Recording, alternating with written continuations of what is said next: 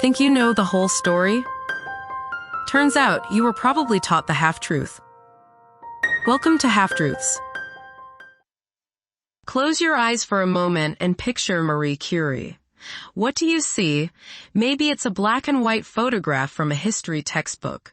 A woman with an intense, focused gaze, standing in a cluttered laboratory, a place that feels like a cross between an alchemist's workshop and a modern scientific shrine. She's often portrayed as a lone genius, a scientific Joan of Arc, battling the establishment and the very elements themselves.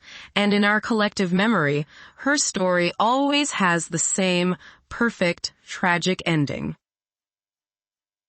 We see her surrounded by vials and beakers, some of them glowing with an ethereal, otherworldly blue-green light. This is radium, her child, the element she toiled for years in a drafty shed to isolate. We're told she was so enchanted by its luminescence that she would keep a sample by her bedside as a nightlight. She carried test tubes of it in her pockets, the radioactive warmth a constant companion. She was, in every sense of the word, living in a radioactive world of her own creation. And then comes the inevitable conclusion, the story we all learned in school. The story that has been cemented by countless books and movies. Marie Curie, the two-time Nobel Prize winner, the woman who gave us the tools to fight cancer and understand the atom, was killed by her own discovery. She died of radiation poisoning. It's a story of ultimate sacrifice, a narrative so clean and poetic it feels like something out of a Greek tragedy. The creator consumed by her creation. A perfect, albeit heartbreaking, circle. But what if that story, that neat and tidy ending, isn't the whole story? What if the phrase radiation poisoning is a dramatic oversimplification, a piece of scientific shorthand that has become a myth? What if the truth of what happened to Marie Curie's body over decades of exposure is far grimmer, more insidious, and ultimately more instructive than the simple fable we've all come to accept? On this episode of Half-Truths, we're unsealing the lead-lined boxes of history to examine the half-truth that has defined the legacy of a scientific icon, the radiant demise of Marie Curie. The story we all know is, without a doubt, one of the most compelling in the history of science. It begins with a young Polish woman named Maria Sklodowska, a brilliant mind with an unquenchable thirst for knowledge, who moves to Paris to pursue her studies because universities in her homeland were closed to women. She meets Pierre Curie, a fellow scientist, and they fall in love, forming not just a marriage, but one of the most formidable scientific partnerships the world has ever seen. Their work led them to a mysterious element called uranium, which emitted strange, invisible rays. They suspected other elements within the uranium ore, known as pitchblende, were even more powerful. This began a Herculean task. In a leaky, abandoned shed that was freezing in the winter and sweltering in the summer, they set out to isolate these unknown substances. They processed literal tons of pitchblende, stirring giant vats of boiling, bubbling chemicals with heavy iron rods.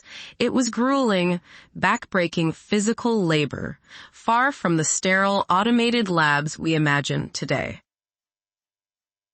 After 4 years of relentless effort, they succeeded.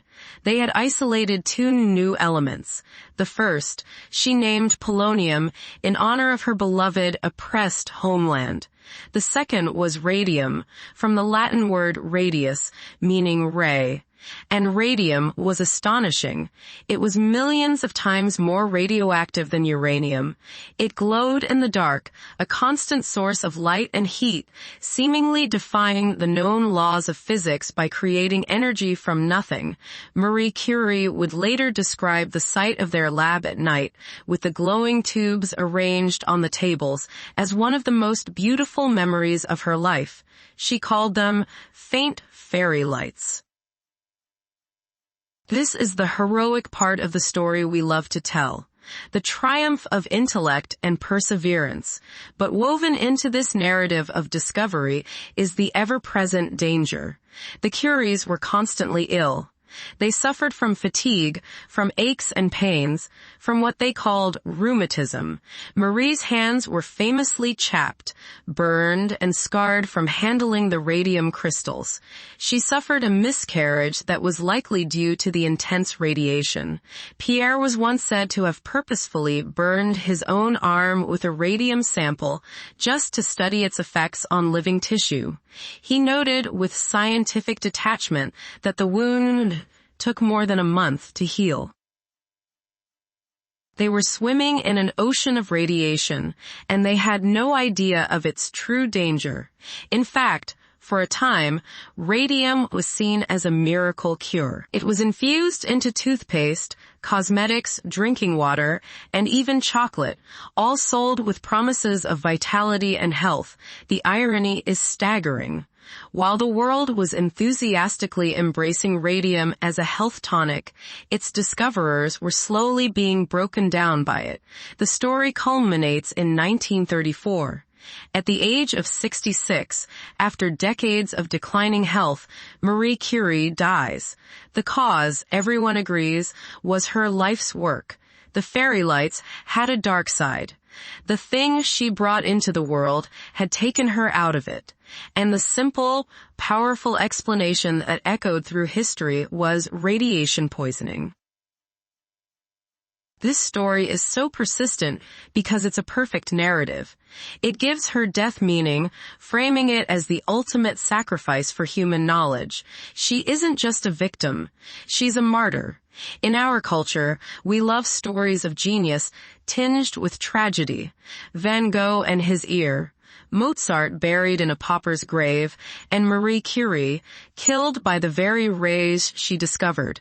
It's a cautionary tale about the price of genius and the dangers of meddling with the fundamental forces of nature. The simplicity is its strength. She discovered radiation. Radiation killed her. End of story. But history, like science, is rarely that simple. The first thread we need to pull is the term itself, radiation poisoning. When we hear those words, we tend to think of something specific and dramatic. We picture the victims of Chernobyl or Hiroshima. A massive, sudden dose of radiation that causes a rapid, catastrophic collapse of the body's systems. This is known medically as acute radiation syndrome, or ARS. It's a horrifying illness that unfolds in stages over days or weeks, as the intense radiation dose effectively cooks the body from the inside out, destroying the gut lining, the immune system, and other vital tissues. It is, without question, a form of poisoning. But that's not what happened to Marie Curie. Her exposure wasn't a single, massive event. It was chronic. It was cumulative. It was a low dose every single day for nearly 40 years. She didn't just work with radium. She lived with it. The dust from the pitch blende she processed settled on her clothes and in her lungs. The radon gas, a radioactive decay product of radium, filled the air in her unventilated shed. Her hands, which she used to crush and handle the raw materials, were constantly contaminated. She was absorbing radiation through her skin, through her lungs, through every possible pathway. This kind of long-term, chronic exposure doesn't cause the dramatic, rapid collapse of acute radiation syndrome. It does something else. It's a slower, more subtle form of destruction. It's like a dripping faucet eroding a stone. For years, the damage is invisible, but it is relentless, and the signs were there long before her death. We mentioned the burns on her hands. Those were radiation burns, essentially killing the surface layers of her skin. She developed cataracts in her eyes, a very common side effect of radiation exposure, as the rays damage the delicate lens. Throughout the 1920s and early 30s, her health was in a state of steady decline. She was plagued by a constant low-grade fever and a persistent buzzing in her ears. She suffered from severe kidney ailments. She was perpetually exhausted, an exhaustion that went far beyond the simple fatigue of overwork. These weren't symptoms of a single poisoning event. They were the symptoms of a body whose fundamental repair and regeneration mechanisms were slowly, systematically being dismantled. Her body was losing its war of attrition against the constant bombardment of invisible rays. So where did this simplified story come from? It wasn't a deliberate deception. It was a product of its time.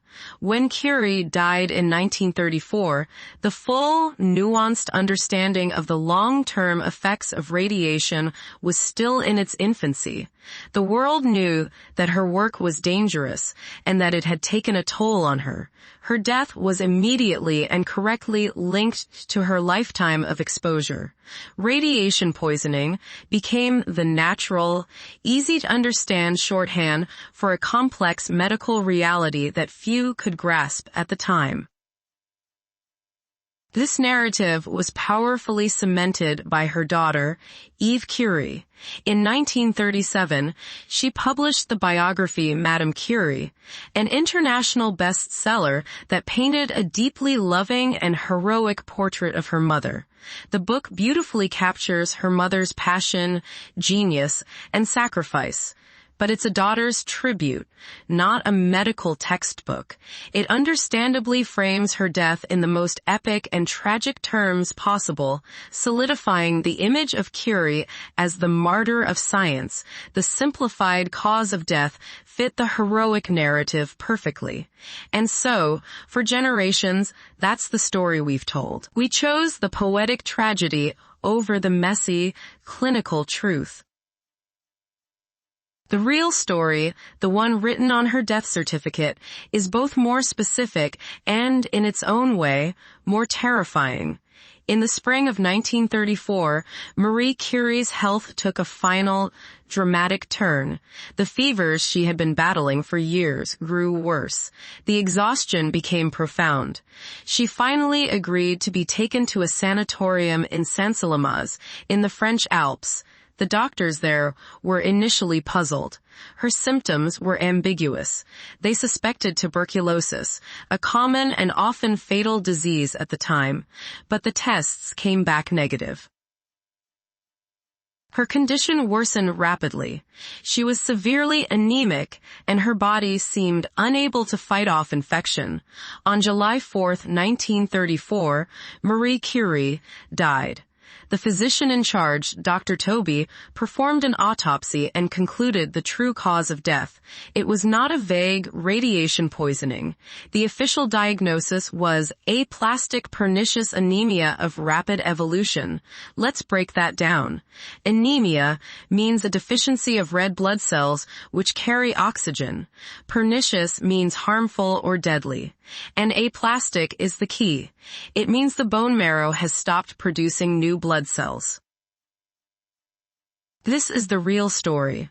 Marie Curie died because her body's own factory for life-sustaining cells had been shut down. Your bone marrow is one of the most miraculous parts of your body. It is the birthplace of your red blood cells, your white blood cells that fight infection, and the platelets that clot your blood.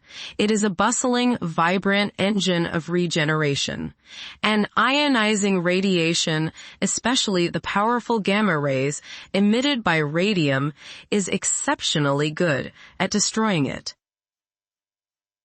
The radiation she had absorbed over 4 decades didn't act like a chemical poison that attacks a specific organ.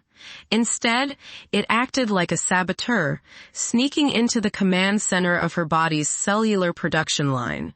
It shredded the DNA of the stem cells in her marrow, corrupting the very blueprints for creating new, healthy blood. For years, her body likely compensated. But eventually, the accumulated damage reached a tipping point. The factory sputtered, and then it failed completely. Her body was no longer making enough red blood cells, which is why she was so profoundly anemic and fatigued. It was no longer making enough white blood cells, which is why she was plagued by fevers and unable to fight off illness. And it was no longer making enough platelets, which likely contributed to internal bleeding. Her death wasn't a sudden poisoning. It was a slow, systemic, and total failure of her body's ability to renew itself. The constant glow she had admired for so long had burned out her internal engine of life. The most chilling evidence of the world she inhabited isn't in her medical records, but in the archives of France's Bibliothèque Nationale in Paris. There, her laboratory notebooks from the 1890s are still kept. To this day, more than a century after she filled them with her elegant script, they remain dangerously radioactive. To handle them, researchers must wear protective clothing and sign a waiver. The notebooks, her cookbooks, the furniture from her home, all are contaminated with radium-226, an isotope with a half-life of 1,600 years. This is the silent physical proof of her story. The poison that killed her wasn't something that passed through her body in a single event. It was a persistent contaminant that settled into her bones, her organs, and the very objects she touched every day. She couldn't wash it off. She couldn't escape it. She carried her killer inside her and all around her. The ethereal fairy lights she so admired were, in reality, a slow-motion atomic bomb going off inside her own body for 40 years. So, we journey from the simple, romantic myth of a scientist martyred by radiation poisoning to the complex and grim reality of a woman succumbing to radiation-induced aplastic anemia. Why does this distinction matter? Why correct a half-truth that, in essence, still points to the same culprit? Because the nuance changes the story entirely. Saying she died of radiation poisoning makes her death sound like an accident, a singular event, almost like a chemical spill in a lab. It positions radiation as a monster that suddenly attacked. But the truth that she died as the cumulative result of decades of exposure that systematically destroyed her bone marrow reveals a far more profound and terrifying reality. The danger wasn't an external monster. It was the very air she breathed, the dust on her clothes, the soft glow she found so beautiful. This corrected story teaches us something vital about the nature of scientific discovery. The path to knowledge is not always a clean, heroic march. It is often a journey into the unknown, where the dangers are invisible and the consequences are realized only in hindsight. Marie and Pierre Curie were pioneers in every sense, navigating a new, unseen world of atomic forces without a map, without a compass, and without any understanding of the toll it was taking on their own bodies. Their legacy is not just the discovery of radium and polonium. It is also in the hard-won knowledge of their danger. The safety protocols that now govern the handling of radioactive materials, the lead shielding, the dosimeters, the protective gear, are all part of a lesson written with the ink of their own suffering. Her death wasn't just a tragic end to a brilliant life. It was the final, brutal data point in her own unplanned experiment on the biological effects of radiation. The simple myth gives us a martyr. The complex truth gives us a more human story. It's a story about the intoxicating allure of discovery, the hubris of believing we can handle the forces we unlock, and the invisible price that pioneers so often pay. Marie Curie didn't just discover a new element. She unwittingly mapped the frontiers of its destructive power with her own body. The radioactive glow that illuminated her work also cast a long, dark shadow that slowly, patiently, and methodically consumed her from the inside out. Now you know the real story. What other half-truths are still out there? If you enjoyed this episode, please subscribe, leave a comment, and join us next time. Until then, stay curious.